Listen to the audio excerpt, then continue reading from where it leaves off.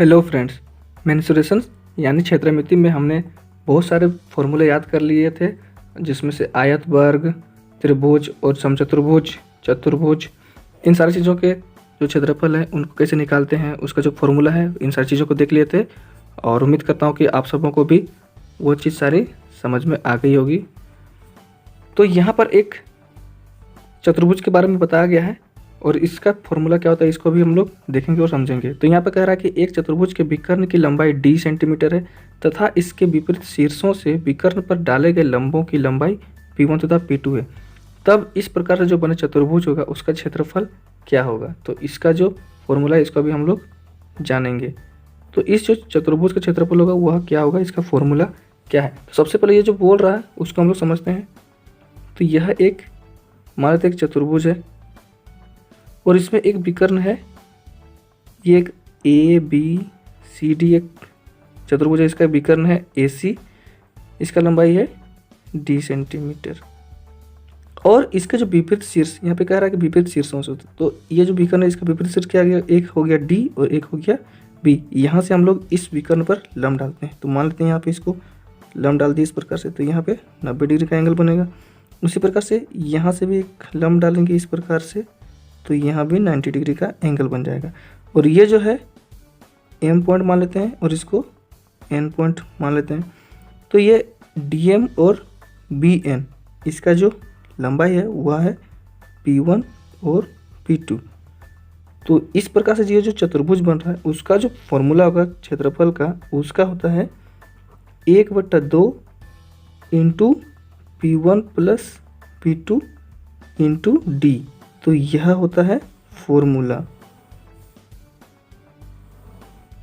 अगर इस प्रकार से दिया हुआ रहता है तब एक विकर्ण दिया हुआ रहता है और उसके विपरीत शीर्षों से अगर उस विकर्ण पर लंब डालते हैं तब उसका फॉर्मूला आता है 1/2 गुना लंबों की लंबाई इंटू हाइट, यानी कि ये विकर्ण यानी D इंटू विकर्ण। तो यह हो जाता है इस चतुर्भुज का क्षेत्रफल। तो बाकी जो चतुर्भुज है उन सारे क्षेत्रफलों को याद करने के लिए, उनको वीडियो को देखने के लिए आप लोग पिछली वीडियोज़ में जाकर के देख सकते हैं। अब हम लोग बात करने वाले हैं वृत्त यानी सर्कल। अब इस सर्कल में क्या क्या फॉर्मूले आने वाले हैं इन सारी चीज़ों को देखेंगे और समझेंगे। और यहाँ से भी बहुत सारे एग्जामों में क्वेश्चन बनता है इससे रिलेटेड, तो आप सभी इसको आसानी से समझ जाएंगे और फिर सारे क्वेश्चन को आसानी से हल कर लेंगे। और वृत्त के बारे में मैंने ज्यामिति में आप लोगों को बता चुका हूँ, तो वहाँ पे जा करके ज्यामिति से देख करके जो सर्कल रिलेटेड जितने भी प्रॉपर्टीज है, जितने भी गुणधर्म है, उन सारी चीज़ों को मैं अच्छे से बता चुका हूँ, तो वो आप लोग देख सकते हैं। तो ये जो वृत्त होता है, तो वृत्त मान लेते हैं यह एक वृत्त है और इसका केंद्र O है। अब इसमें त्रिज्या होता है, यानी कि हम लोग उसको R से डिनोट करते हैं। और ये भी जानते हैं कि किसी भी वृत्त में जो R का वैल्यू होता है वह सब जगह पर समान ही होता है। तो यह OA एक वृत्त है, OA एक त्रिज्या है जिसका लंबाई है R। अब यहाँ पर देखते हैं, तो सबसे पहले बात करते हैं वृत्त का क्षेत्रफल। हम लोगों को केवल फॉर्मूलों को याद करना है और इन्हीं के थ्रू से याद करना है। हम लोग को ये नहीं देखना है कि हमें यह फॉर्मूला कहाँ और किस प्रकार से है, वो बहुत सारे इम्पोर्टेंट चीज़ हैं, लेकिन हमें केवल फॉर्मूले को देखना है और जाना, इसी की सहायता से सारे के सारे क्वेश्चंस को सॉल्व करना है। तो वृत्त का जो क्षेत्रफल होता है वह उसका फॉर्मूला है πr²। तो यह पाई होता है और पाई बराबर 22/7 भी होता है और कहीं कहीं पर 3.14 भी होता है। तो यह जिस प्रकार से क्वेश्चन में बोलेगा उसी प्रकार से पाई का वैल्यू हम लोग को लेना है, लेकिन इसका जो फॉर्मूला है वो πr²। पाई तो पाई हो गया और r मतलब त्रिज्या का स्क्वायर, तो यह हो जाएगा वृत्त का क्षेत्रफल, इसका फॉर्मूला है। अब देखते हैं वृत्त की परिधि, यानी कि पेरीमीटर जो है वृत्त की वह क्या है, तो वह है 2πr। तो यहाँ पर 2 इंटू पाई इंटू आर, तो आर से त्रिज्या हम लोग देख रहे हैं पाई से, तो 22/7 या 3.14 और 2 इसका मल्टीप्लाई हो जाएगा। क्योंकि अगर मान लेते हैं यहाँ से पॉइंट ए से घूमना प्रारंभ करते हैं, इस प्रकार से घूमते हैं और फिर से ए पर पहुंचते हैं तो वही हो जाता है हम लोग का वृत्त की परिधि। और परिधि जब भी कहेंगे तो हमें याद आनी चाहिए 2πr। ये हो गया। अब इसी में देखते हैं अर्धवृत्त। अर्धवृत्त का क्षेत्रफल निकालते हैं सबसे पहले। जब हम लोग समझ गए कि वृत्त का क्षेत्रफल होता है πr², तो अर्धवृत्त कैसे होता है, तो अर्धवृत्त हम लोग का होता है इस प्रकार से। ये एक वृत्त होता है तो यहाँ से आधा भाग, ये अगर O बिंदु मानते हैं, ये A और ये B, तो यह जो अर्धवृत्त हो गया, ये वाला एक अर्धवृत्त हो गया और इसी प्रकार से इधर वाला अर्धवृत्त हो गया। तो यहाँ पर अर्धवृत्त का जो क्षेत्रफल कहेगा वह टोटल वृत्त का आधा ही होगा। तो टोटल वृत्त का क्षेत्रफल होता है πr², तो उसी का हम लोग को बट्टा 2 कर लेना है। तो यानी कि πr² बट्टा 2 करेंगे तो हम लोग का अर्धवृत्त का क्षेत्रफल निकल जाएगा। अब अर्धवृत्त का क्षेत्रफल निकल गया। जैसे कि वृत्त की परिधि होता है तो उसी प्रकार से अर्धवृत्त की परिमिति होती है। यहाँ पर अर्धवृत्त की परिमिति यानी कि perimeter of half circle semi circle, तो यहाँ पर हो जाएगा इसका, यहाँ पर समझना बहुत जरूरी है। जैसे कि वृत्त की परिधि 2πr होती है तो हम लोग को ये तो जान लेनी है कि 2πr बट्टा 2 होगा ही, क्योंकि हम लोगों को सिर्फ और सिर्फ A से लेकर के हमें B तक जाना है। अगर पूरा आ जाता है तो हम लोगों को 2πr होता है, लेकिन हम लोग केवल A से लेकर B तक ही जाना है, तो उसका हम लोग को इसका आधा कर देंगे तो ये हो जाएगा। लेकिन हमें अर्धवृत्त में इस वाले को भी तो हमें जाना पड़ेगा, क्योंकि हम लोगों को बाहरी बाउंड्री पर हम लोगों को घूमना होता है, उसी पे चलना होता है और उसी की जितनी भी लंबाई होती है वही परिमिति होती है। तो हम लोग A से पहले B तक गए, फिर B से हम लोग सीधे ऐसे केंद्र से होते हुए A तक आए। तो यहाँ से हम लोग को R दिखता है, इस जगह से O भी R है और यहाँ से OA भी हम लोग का R है। तो यहाँ पर ये चीज़ भी तो हम लोग का ऐड हो जाएगी, यानी R प्लस R। तो अब इसको देखते हैं कि 2πr, तो ये 2 कैंसिल हो जाएगा तो केवल यहाँ पर πr बचेगा प्लस R और R 2R। तो यह हो जाता है हम लोगों की परिमिति।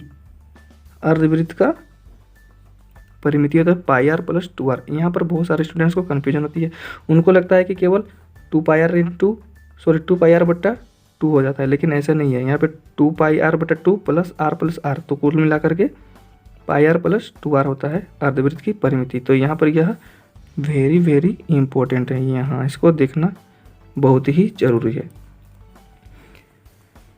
तो हमें ये चीज़ को भी ध्यान रखना है।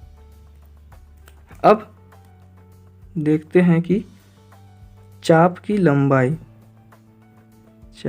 लंबाई, इन सारे चीज़ों को मैं अच्छे से बता चुका हूँ आप लोगों को। ज्यामिति में आप लोग जरूर से जरूर जाकर देखें, और जो चैनल में नया है वह चैनल को सब्सक्राइब जरूर करें ताकि उनको ऐसे ही वीडियोस मिले, और बेल आइकन को भी दबा दें ताकि सबसे पहले नोटिफिकेशंस मिल जाए। तो ज्यामिति में जाकर के इन सारी चीज़ों को भी देख सकते हैं। तो अब मान लेते हैं यह एक वृत्त है और O केंद्र है, ये एक पॉइंट है A, एक पॉइंट है B, और ये जो होता है हम लोगों का चाप हो गया एक। तो यहाँ पर जो चाप की लंबाई है उसका फॉर्मूला क्या होगा, तो यह हो जाता है 2πr बट्टा 360 इंटू थीटा। तो इसको हम लोग ऐसे भी लिख सकते हैं, थीटा बट्टा 360 इंटू 2πr। जो 2πr हम लोगों का परिधि का ही एक भाग होता है, तो इसलिए ए बी जो चाप है उसमें से हम लोगों को 2πr को लेना पड़ा, और थीटा जो भी होगा यहाँ से एंगल, कोई एंगल बनेगा इस प्रकार से यहाँ पर। तो यहाँ जो है अगर मान लेते थीटा एंगल बना है तो हम लोगों को थीटा बटा 360 इंटू 2πr लेना है। 2πr क्यों लिए, क्योंकि यह परिधि का ही एक भाग होता है, इसलिए 2πr लेना है हम लोगों को। तो ये चाप की लंबाई का फॉर्मूला हो गया। तो यहाँ पर ये चीज़ भी आसानी से याद हो गई होगी। अब देखते हैं वृत्तखंड का क्षेत्रफल। तो वृत्तखंड का क्षेत्रफल, वृत्तखंड मतलब यह ए ओ बी, मान लेते हैं इधर में अगर हमें सी पॉइंट लेते तो ए सी बी एक भाग हो गया इस प्रकार से, और उसी प्रकार से इधर से भी हम लोग एक नाम दे देते हैं, मान लेते इधर में एम एन, तो ए एम बी इधर भी एक भाग हो गया। तो यहाँ पर वृत्तखंड कोई भी एक छोटा भाग एक बड़ा भाग हो गया। तो कोई भी वृत्तखंड का क्षेत्रफल अगर निकालने कहता है तो हम लोग को लेना क्या है, θ/360 इंटू, जब क्षेत्रफल में बात करेगा तो हम लोग क्षेत्रफल का फॉर्मूला जानते हैं क्या होता है। तो क्षेत्रफल का होता है πr² होता है। तो यहाँ पे हम लोगों को πr², क्योंकि क्षेत्रफल निकालने के लिए कह रहा है तो हम लोग क्षेत्रफल से ही काट के निकालना है, तो यानी कि πr² हो जाएगा। और इसी को अगर हम लोग अगले अलग एंगल से देखेंगे तो इसका होता है 1/2 गुना चाप AB गुना r। तो यहाँ से भी हम लोगों का यह चीज़ ही निकल के सामने आएगा, यानी θ/360 इंटू πr² याद करेंगे, क्योंकि हम लोगों को वृत्तखंड का क्षेत्रफल निकालना आता है। तो वृत्तखंड का क्षेत्रफल हम लोग वृत्त से ही काटेंगे, इसीलिए πr² हम लोगों को θ/360 इंटू πr² लेंगे। और वहीं अगर चाप की लंबाई कहेगा तो हम लोगों को 2πr लेना है, क्योंकि यह परिधि या परिमिति का ही भाग होता है इसी कारण से। तो उम्मीद करता हूँ कि ये दोनों चीज़ें आप लोगों को समझ में आ गई होगी, चाप की लंबाई और वृत्तखंड का क्षेत्रफल। इनसे क्वेश्चंस बहुत ज़्यादा पूछे जाते हैं, तो आप लोग इन दोनों फॉर्मूलों को तो एकदम जानना ही जानना है, साथ ही साथ में जितने भी फॉर्मूले हैं उन सारी चीज़ों को भी याद करनी है। और हम लोग आगे भी क्वेश्चंस देखेंगे एरिया यानी क्षेत्रफल से रिलेटेड, तो वो सारी चीज़ों को हमें बनाने में आसानी होगी। अगर ये सारी चीज़ों को हमने अच्छे से पढ़ लिया है और अच्छे से जान गए हैं तो हमें और ज़्यादा आसानी होगी इनको बनाने में। तो जो चैनल में नए आए हैं वो चैनल को सब्सक्राइब जरूर से ज़रूर करें, ताकि उनको भी ऐसे वीडियोस मिलती रहें और उनको भी ज्ञान की वृद्धि हो। थैंक यू दोस्तों।